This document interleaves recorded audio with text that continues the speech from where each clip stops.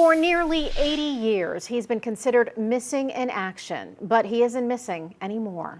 And he's about to finally be honored. Private First Class Roy Searle was killed in World War II, but his remains were never found. That is, until now. Ari Height sat down with his cousin in Boynton Beach to talk about the life she remembers and the funeral she never expected to plan. There is so much in here. This is a book Betty Rhodes of Boynton Beach never thought she'd read. It's a book about the life and death of her cousin, Roy Searle. Roy died 2 years before I was born. The book was given to Betty about 6 months ago by the Department of Defense and details how after nearly 80 years, they have finally found Roy's remains. Roy was just another soldier of many, many soldiers in the small community we lived in that went to war. And unfortunately, Roy was one of those that didn't come back.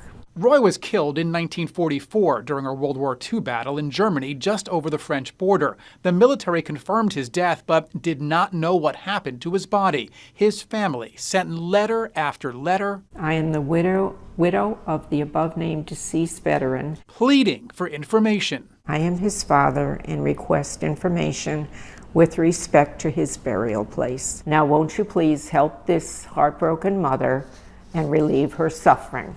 In 1951, the military wrote back, saying Roy was lost forever. It has been necessary to declare that his remains are not recoverable.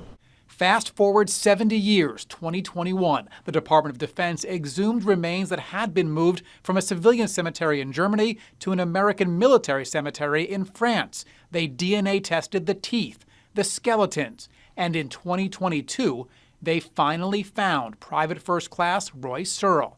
Then they called Betty. I couldn't believe it, actually.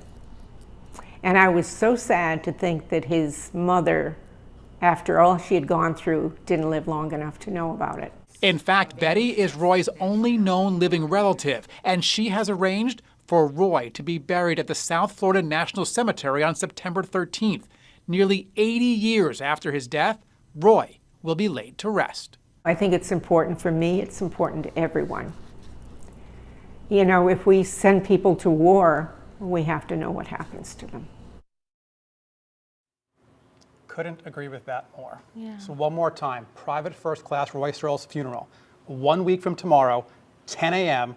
at the South Florida National Cemetery in Lake Worth. Betty asked me to let everybody know the funeral is open to the public. Anybody who wants to be there can be there to honor this war hero. Well, he deserves it. He certainly does. And all the information about the funeral is on our website as well. It's so amazing to think that 70, 80 years ago, they never would have been able to guess that one day you could identify these remains. Absolutely. Your heart breaks, though, when you hear those letters, Those letters, you know, from his mother, from his father. They just wanted answers, and they couldn't give them answers at the time. And never got them. Hopefully Never got they're them. all at peace now. Hopefully. All right, Ari, thank you for that.